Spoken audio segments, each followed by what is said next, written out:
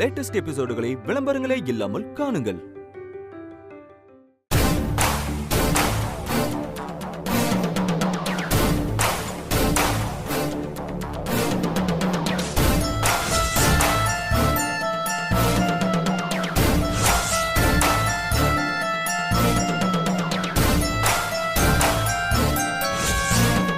இன்னைக்கு கஸ்தூரியோட பேச்சு நடவடிக்கை எல்லாமே வித்தியாசமா இருந்தது.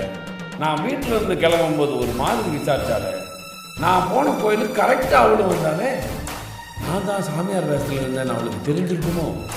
அப்படி தெரிஞ்சிருந்தா அங்கே வச்சு ஒழுக்கியிருப்பாளே.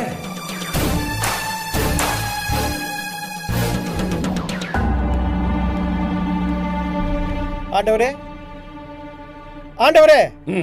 சொல்லுங்க பரமர. ஆண்டவரே, நீங்க ஒரு ஃபைல் கேட்டீங்கல்ல, அதை தேடி எடுத்துட்டு வந்திருக்கணுங்க. நான் என்ன ஃபைல கேட்டேன்? என்னங்க ஆண்டவரே, மாரியம் கோயில் நகை காணாம போச்சல்லங்க, அந்த கேஸ் ஃபைல கேட்டீங்கல்ல, அதைத்தான் எடுத்துட்டு வந்திருக்கணுங்க. மறந்துட்டீங்களா? ஆமா பரமர, கொடுங்க. ஆமா, என்னாச்சு ஆண்டவரே, ஏன் ஒரு மாதிரியா இருக்கீங்க? ஒன்றும் இல்லை, நீங்க போய் வேலையை பாருங்க.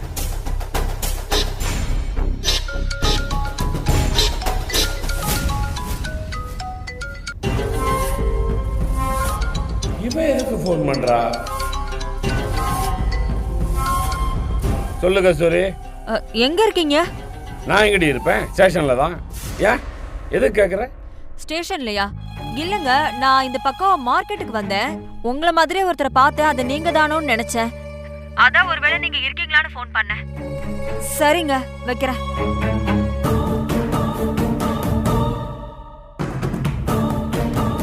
கஸ்தூரி என்ன ஃபாலோ பண்ணி கோயிலுக்கு வரா. நான் எங்க போயிருக்கேன்னு எனக்கு ஃபோன் பண்ணி விசாரிக்கிறான். அவளுக்கு ஏதோ சந்தேகம் வரப்போய் தான் இப்படியெல்லாம் விசாரிக்கிறான். இனிமே அவகிட்ட எச்சரிக்கையாக தான் நடந்துக்கணும். தப்பி தவறி ஏதாவது உடனே மாட்டிக்க கூடாது.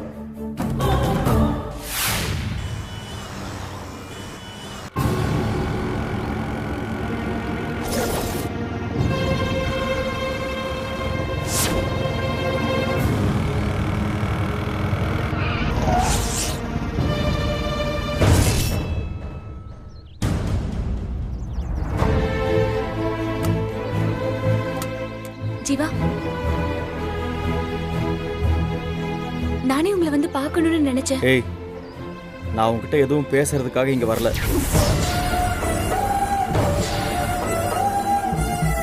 இந்த பேப்பர்ல சைன் பண்ணு.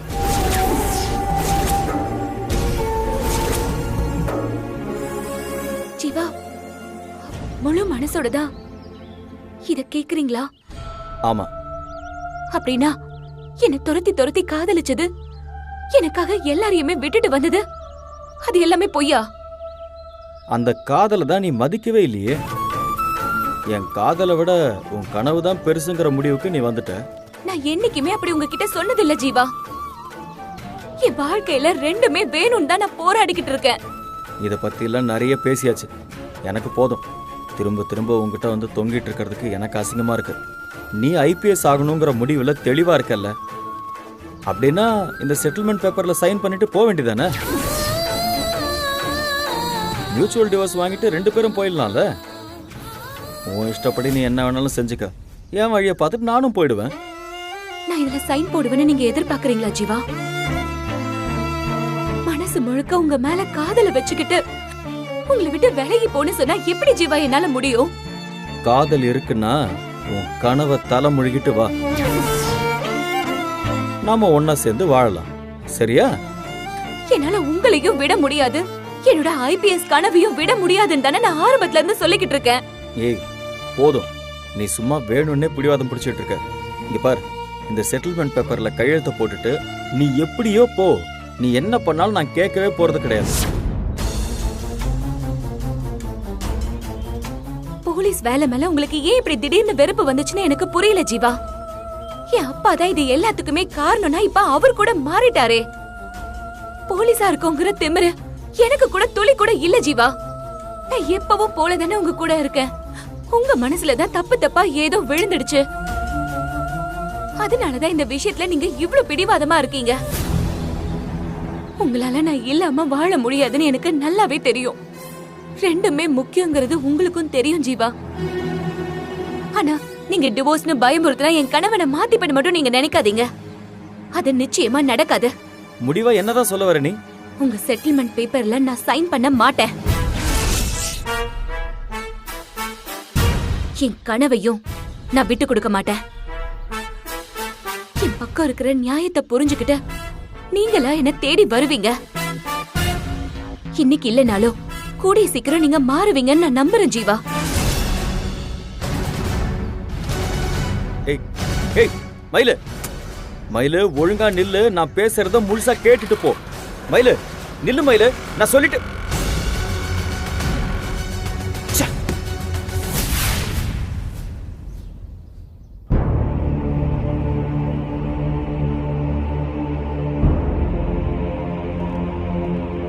ஹலோ,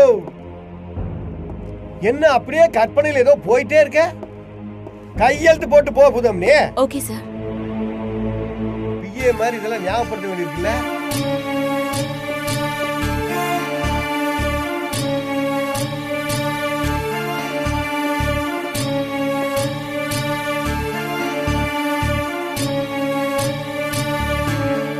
மயிலு சார் இங்க வாடா.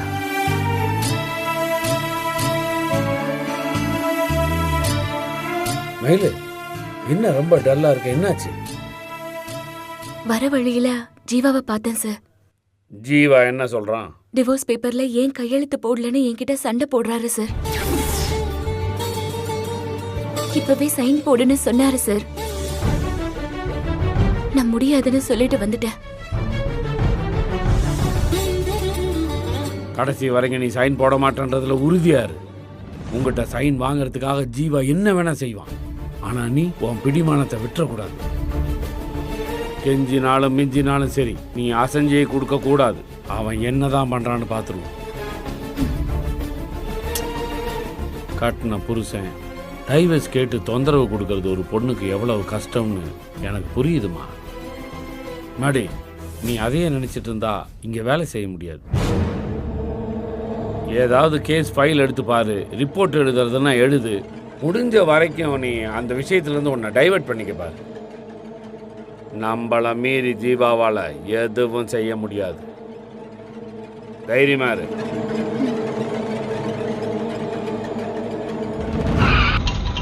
அண்ணா இதாங்க. சரிம்மா. ஆ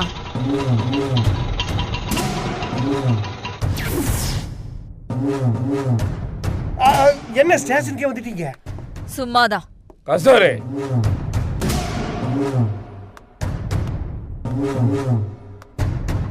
நீ எதுக்கு வந்தீங்க? ஒன்னும் இல்லைங்க, சும்மாதான் வந்தேன். என்னடி, நான் ஸ்டேஷன்ல தான் இருக்கனா இல்லையான்னு செக் பண்ண வந்தியா? ஐயோ, நான் எதுக்குங்க உங்களை செக் பண்ண போறேன்? ஏய், நான் எங்க இருக்கேன்னு கேட்டு தானே இப்ப நீ ஃபோன் பண்ண. ஸ்டேஷன்ல இருக்கேன்னு சொன்னேன். இப்ப பார்த்தா ஸ்டேஷனுக்கு வந்து நிக்கிற. என்ன வேவு பாக்குறேன்னு தானே அர்த்தம்? அப்படியெல்லாம் ஒன்றும் இல்லைங்க. ஆக்சுவலா கையில சுத்தமா சேஞ்ச் கிடையாது. மார்க்கெட்ல இந்த மல்லி பூண்டு இதெல்லாம் வாங்கிட்டு போலான்னு வந்தேன். சரி, அப்படியே உங்ககிட்ட சேஞ்ச் வாங்கிட்டு போலான்னு. ஏண்டே, நேத்து தானே உங்கள்கிட்ட 2000 ரூபாய் பணம் கொடுத்தேன். அதுக்குள்ள அந்த பணத்தை மென்னு முழுங்கிட்டியா என்ன? ஐயோ, அப்படிலாம் இல்லைங்க, மறந்து வீட்டுல வச்சுட்டு வந்துட்டேன். அப்படியே பார்த்தாலும் நீ வீட்டுல இருந்து மார்க்கெட்டுக்கு போறது பக்கம். எதுக்கு இவ்வளவு தூரம் மெனக்கட்டு வரணும்? நீங்க இப்படி குதர்க்கமா கேள்வி கேட்டா நான் எப்படி பதில் சொல்றது? இல்லங்க, பணத்தை வீட்லயே விட்டுட்டு வந்துட்டேன். அந்த பணம் வீட்லயே இருக்கட்டும். உங்ககிட்ட சேஞ்ச் வாங்கலான்னு தான் வந்தேன். அது ஒரு தப்பா? தப்பு தாங்க சூரி. ஒரு பொய்ய மறைக்கிறதுக்காக மேல மேல பொய் சொல்ற பத்தியா, அதான் ரொம்ப தப்பு. காலையில இருந்தே உன்னை கவனிச்சுக்கிட்டு தான் இருக்கேன். நீ ஒரு மார்க்கமா தான் இருக்க. இந்த பாரு கஸ்தூரி, உனக்கு என் மேல ஏதாவது சந்தேகமா இருந்தா நேரடியா கேட்டுரு. சும்மா வேவு பாக்குற வேலைலாம் இங்க பாருங்க, நீங்க என்ன தப்பாவே புரிஞ்சிட்டு இருக்கீங்க. உங்களுக்கு விளக்க சொல்றதுக்கு நான் இங்க இல்ல. நீங்க பணம் கொடுங்க, நான் மார்க்கெட்டுக்கு போயிட்டு வீட்டுக்கு போகணும். அதான் எல்லாம் எனக்கு தெரியும்னு சொல்றேன்ல, அப்புறம் எதுக்கு அந்த டிராமாவை மெயின்டைன் பண்ற? என்கிட்ட காசு இல்லை, நீ கிளம்பு.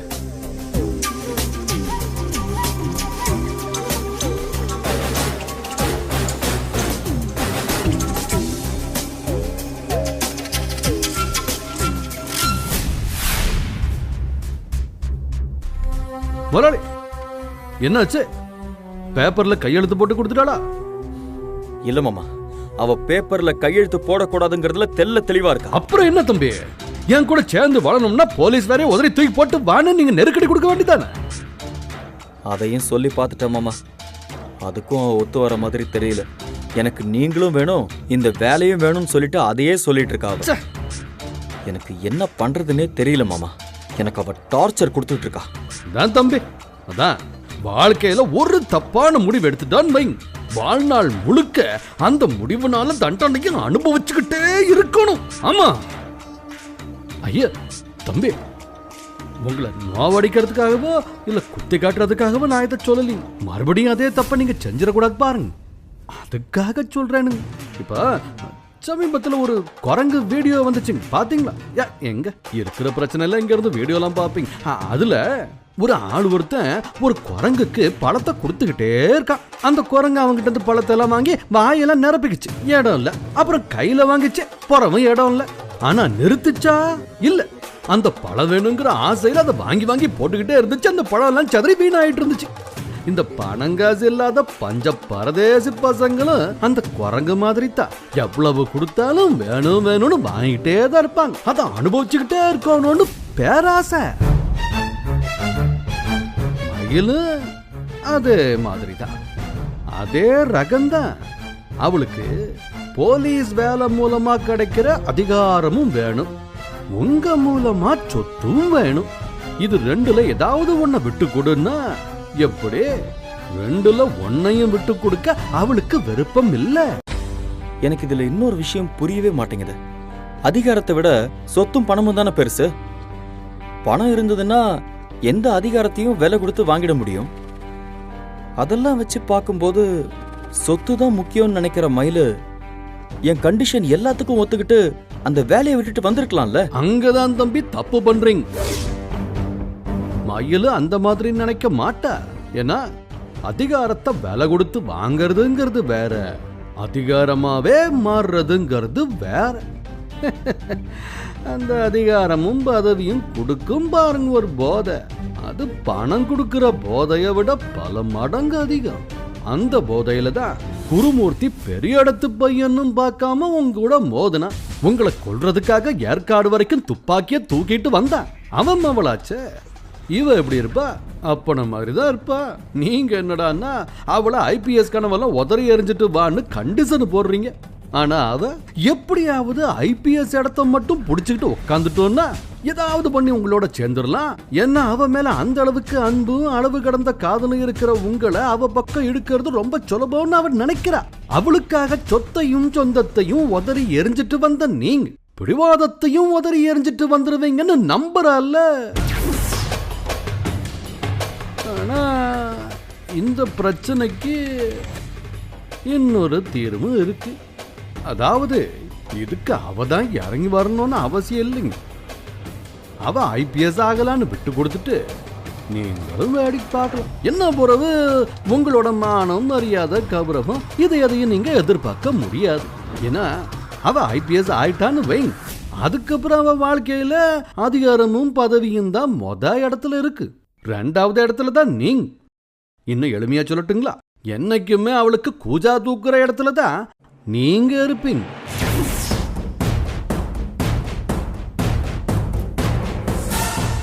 தங்கமயில் ஐபிஎஸ்க்கு நீங்க புருஷனா இருக்கணுமா இல்ல தங்கமயில் உங்க பொஞ்சாதியா இருக்கணுமான்னு நீங்களே முடிவு செஞ்சுக்கணும். சரி, அப்படி தன்மானத்தையே விட்டு கொடுத்துடலாம் நீங்க முடிவு எடுத்துட்டீங்கன்னு வைங்க. நீங்க போட்டு கண்டிஷனும் மறந்துருங்க. தங்கமயில ஐபிஎஸ் அதிகாரிக்கு அழகு பாருங்க. ஆனா அதுக்கு பிறகு உங்களுக்குன்னு ஊர்ல ஒரு பேரும் இருக்காது, அடையாளமும் இருக்காது. இருந்த இடமும் தெரியாம வாழ்ந்த தடமும் தெரியாம அப்படியே அப்படியே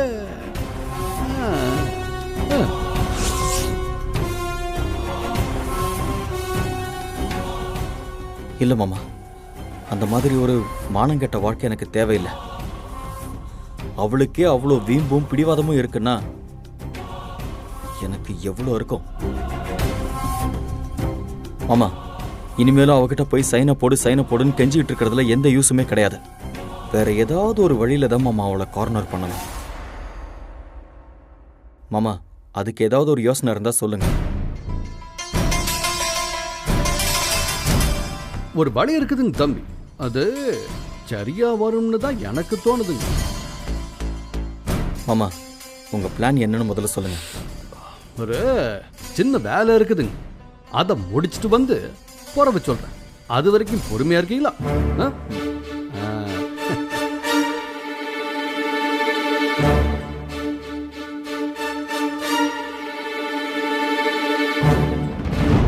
ஏய், அந்த காடை நீ எரிச்சிருக்க கூடாது கஸ்தூரி.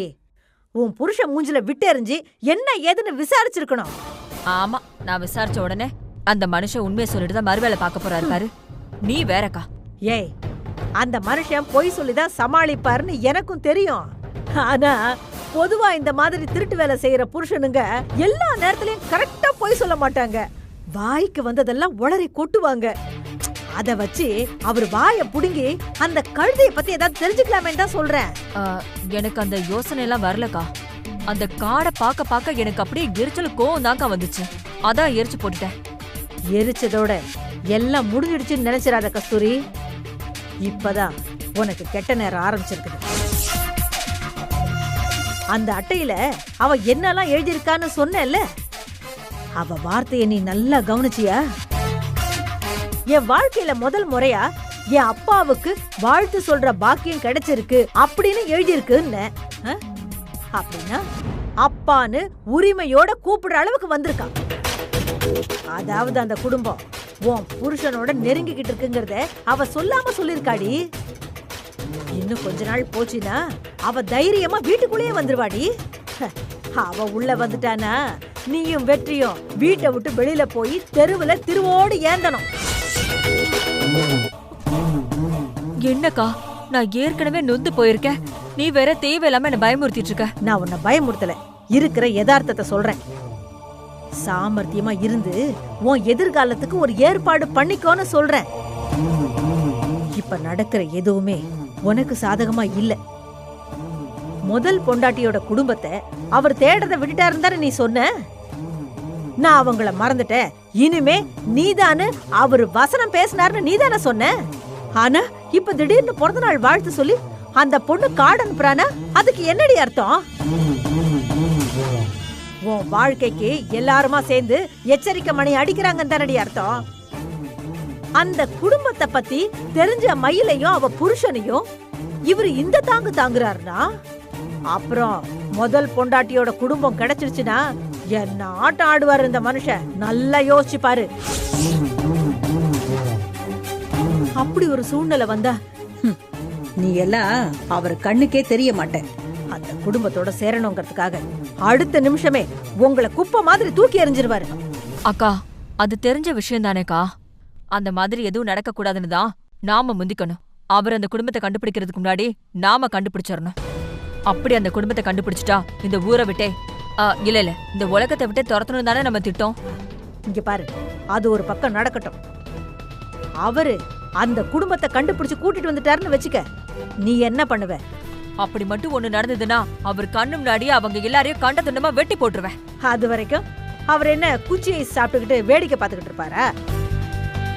நீ கத்திய தூக்கறதுக்குள்ள அவர் துப்பாக்கி எடுத்து உன்னையும் உன் பையனையும் முடிச்சிருவாரு. எனக்கு ஒரு வழி சொல்லியான்னு அவர் சட்டையை பிடிச்சி உழுக்கிறது மட்டும்தான் உன்னால செய்ய முடிஞ்ச ஒரே விஷயம். ஆனா அந்த சாமர்த்தியத்துல உனக்கு எதுவுமே தேராது. உனக்கு ஏதாவது செய்யணும்னாலும் அந்த குடும்பம் விடாது. வாழ்க்கைய தொலைச்சிட்டு வெறுங்கையோட நீ வெளியில வர மாதிரி ஆயிடக்கூடாதுடி. இப்ப நீ என்னதாக்கா சொல்ல வர? அந்த ஓடுகாலி குடும்பத்துக்கிட்ட இருந்து உன் வாழ்க்கைய காப்பாத்திக்க முடிஞ்ச வரைக்கும் போராடு. ஒருவேளை வெளியில போற மாதிரி ஆயிடுச்சுன்னா உனக்கும் உன் புள்ளைக்கும் ஒரு பாதுகாப்பு வேணும். அந்த ஆள் இல்லாமலே சமாளிச்சுக்கலாங்கிற நம்பிக்கை நமக்கு வேணும். அதுக்கு நீ என்ன பண்ணணும்னா, அந்த ஆளுகிட்ட பேசி ஓம் பேர்லயும் வெற்றி பேர்லயும் சொத்தை எழுதி வாங்கறது தான். சொத்து கையில இருந்தா நாம எதுக்கும் பயப்பட வேண்டாண்டி. புருஷன் இல்லாம போனாலும் நாம சொத்தை வச்சு காலத்தை ஓட்டிடலாம். ரோட்ல நின்னு திருவோடு ஏந்திர நிலைமை வராதுல்ல. நீ சொல்றதெல்லாம் சரிதான்க்கா. ஆனா அவர்கிட்ட இப்போ திடீர்னு எப்படி சொத்தை எழுதி கேக்குறது? அப்படியே கேட்டாலும் அவர் எழுதி கொடுத்துருவாரா என்ன? இதோ பார், இதெல்லாம் எனக்கு தெரியாது. உனக்கு நான் வழியை தான் சொல்லி கொடுக்க முடியும். அதுல நீ உருண்டு போனமா ஓடி போனமான்னு நீ தான் முடிவு பண்ணணும். இங்க பாருடி, உன் புருஷன்கிட்ட எப்படி பேசணுமோ அப்படி பேசி சொத்தை எழுதி வாங்க வேண்டியது உன் சாமர்த்தியம். அவ்வளவுதான்.